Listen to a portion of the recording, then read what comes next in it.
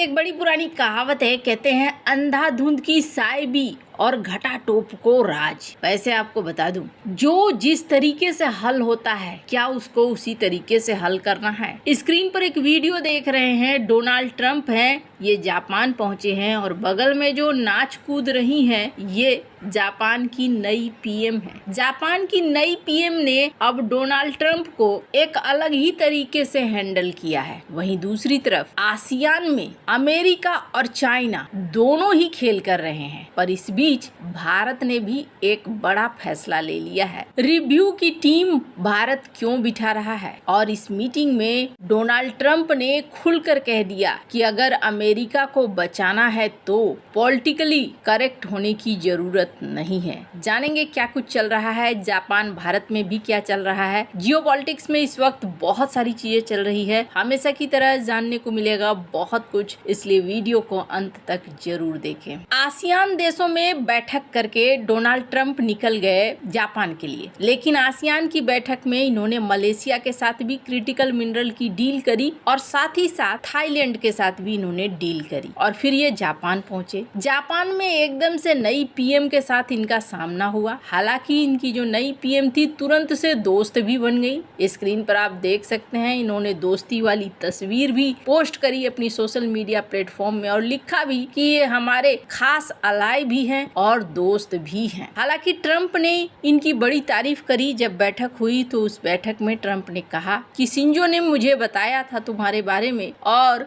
मैं यकीन करता हूँ जापान की बहुत ही अच्छी पीएम होगी। और मामला और भी आगे बढ़ा। देखने को मिला बहुत कम समय में जापान की पीएम और डोनाल्ड ट्रंप एक अच्छे दोस्त बन गए। दोनों बैठकर टीवी देख रहे थे। फिर इन्होंने प्रेस में आकर कहा भी इस बात को कि हम दोनों थोड़ा लेट हो गए क्योंकि हम बैठकर टीवी देख रहे थे। खैर, अब अच्छे वाले दोस्त बन गए। और इस बीच जापान के साथ भी क्रिटिकल मिनरल की डील करी डोनाल्ड ट्रंप ने और इस डील के बाद ये माना गया कि चाइना के ऊपर से धीरे धीरे अब ये अपनी निर्भरता को हटा रहे हैं। और इसके बाद ये भी देखने को मिला कि ये पहुंचे जो जापान के अंदर अमेरिका का बेस है और अमेरिकी सैनिक है वहां पर, और वहां पर उन्होंने एक स्पीच दिया है। मैं चाहती हूँ कि इस स्पीच को थोड़ा सा आप सुने।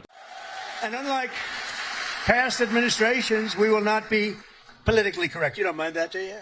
When it comes to defending the United States, we're no longer politically correct. We're going to defend our country any way we have to, and that's usually not the politically correct way. From now on, if we're in a war, we're going to win the war. We're going to win it like nobody ever before. You know, we'd go in, we'd blast the hell out of countries. Shouldn't have gone in. By the way, if you don't go in, that's even better. We don't have to go in, peace through strength. But, you know, we'd go in, we'd win, and then we'd leave. They used to say, to the victor belong the spoils. Well, we'd be the victor, then we'd leave. Because we had people that didn't know what the hell they were doing. But we're also very honored to be joined by hundreds of our यहाँ पर इन्होंने क्या कहा, यहाँ पर इन्होंने कहा कि कई बार ना अगर हमें अमेरिका को बचाना है तो हमें पॉलिटिकली सही होने की जरूरत नहीं है और आपको ये माइंड करने की जरूरत नहीं है। ये अमेरिका के सैनिकों को कह रहे हैं। अब इसका मतलब समझिए, इसका मतलब जितना आप निकाल सकते हैं उतना निकलेगा। अमेरिका का राष्ट्रपति ये बात साफ साफ कह रहा है कि हमें अपने देश को बचाना है और उसके लिए हमें पॉलिटिकली सही होने की जरूरत नहीं है। यानी हम जो टैरिफ लगा रहे हैं अपने देश को बचाने के लिए लगा रहे हैं, सही तरीका हो गलत तरीका हो कोई भी तरीका हो, हम उसके लिए चलने को तैयार हैं। ये बहुत सारे संकेत हैं। वैसे भी अमेरिका के इतिहास में अगर आप देखेंगे तो बहुत सारी चीजें ऐसी हुई हैं जिसको लेकर प्रश्न उठता है। इराक पर हमला प्रश्न उठता है, अफगानिस्तान में खेल प्रश्न उठता है, लीबिया में खेल प्रश्न उठता है। लेकिन अगर इन सारी चीज़ों को कहें तो ट्रंप ने एक लाइन में बात साफ कर दी कि भाई हमें अपने देश को बचाना है और उसके लिए पॉलिटिकली करेक्ट होने की ज़रूरत नहीं है। हालांकि डोनाल्ड ट्रंप पहले ऐसे राष्ट्रपति हैं जो इतना खुलकर बोलते हैं। यही एक अच्छी चीज़ है इनके साथ कि इनकी विदेश नीति को समझने के लिए ना आपको बहुत ज़्यादा विज्ञान लगाने की ज़रूरत नहीं है। ये खुद ही बता देते हैं कि ये क्या सोच रहे हैं, कैसे चल रहे हैं। और ये जो लाइन है ना, ये लाइन बहुत खतरनाक है। इस लाइन को समझना और इस लाइन के अनुसार अपने आप को हैंडल करना बहुत जरूरी है, लगभग हर उस देश के लिए जो डोनाल्ड ट्रंप के करीब है। अब ऐसा मैं क्यों कह रही हूँ, स्क्रीन पर इस वीडियो को देखिए। डोनाल्ड ट्रंप ने जापान की नई पीएम को अपने अमेरिकी सैनिकों से मिलवाया। ये बड़ी खुश थी, उछल कूद रही थी एकदम।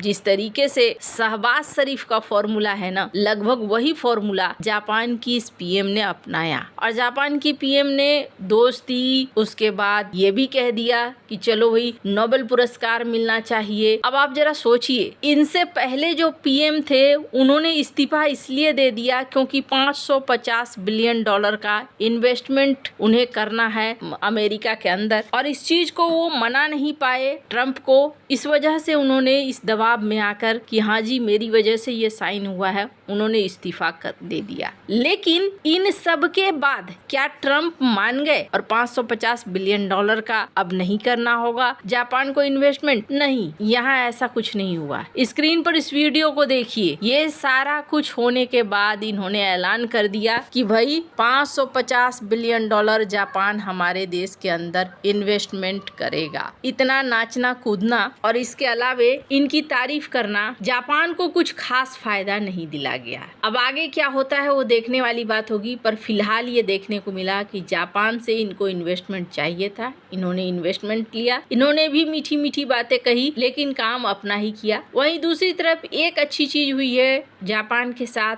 ट्रंप ने कहा कि जापान के F-35 के लिए जल्दी ही मिसाइलें आ जाएंगी, यानी जापान की सुरक्षा का वादा इन्होंने किया। चाइना और रूस, इनसे जापान थोड़ा टेंशन में रहता है, पर यहाँ पर कुल मिलाकर जो रणनीति अपनाई जापान की नई पीएम ने, उसका कुछ खासा असर ट्रंप पर होता हुआ नहीं दिखा। पर हाँ, ये जो आसियान का समिट हुआ ना, इस समिट में एक चीज और देखने को मिली। ट्रंप तो यहाँ से निकल गए, अगले दिन चाइना की मीटिंग हुई और चाइना ने आसियान देशों के साथ जो फ्री ट्रेड एग्रीमेंट है चाइना का, उसको उन्होंने और भी ज्यादा मॉडिफाई करना शुरू कर दिया और भी ज्यादा आगे बढ़ाना शुरू कर दिया। आपको बता दूं, एक समय आज से 2-3 महीने पहले पीयूष गोयल ने एक बयान दिया था और कहा था कि आसियान के साथ हमने फ्री ट्रेड एग्रीमेंट करके बड़ी गलती की थी। और ये करीब 2010 की बात है कथित तौर पर, जब आसियान के साथ फ्री ट्रेड एग्रीमेंट साइन हुआ था। इनका कहना था कि आसियान के पास चाइना अपने माल भेजता है और आसियान फिर हमारे बाजारों में भेज देता है, तो हम तो इनडायरेक्टली चाइना के लिए एक बाजार बन गए ना। इसलिए आसियान के साथ जो हमारा फ्री ट्रेड एग्रीमेंट है उसको रिव्यू की बहुत जरूरत है। और अभी देखिए चाइना किस तरीके से चालाकी कर रहा है, वो आसियान के साथ अपना फ्री ट्रेड एग्रीमेंट को थोड़ा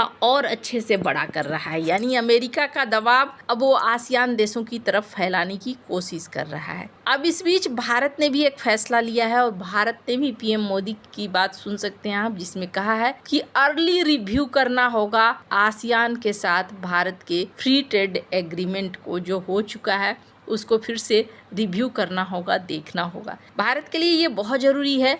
वहीं जहाँ तक जापान की बात है, तो भारत और जापान के बीच में आसियान समिट में इस बात को लेकर उल्लेख हुआ था कि इंडो पैसिफिक में दोनों देशों को साथ आना होगा। भारतीय युद्धपोत भी जापान पहुंचे हैं। मैंने पहले भी कहा है कि आने वाले समय में जापान और भारत को एक साथ होना होगा। बाकी देशों का भरोसा नहीं है, वो क्या करेंगे, कैसे करेंगे। आपको क्या लगता है इन सब मामले में, आपकी क्या राय है, कमेंट कर जरूर बताएं। जल्द मिलते हैं अगले वीडियो में नई खबर के साथ।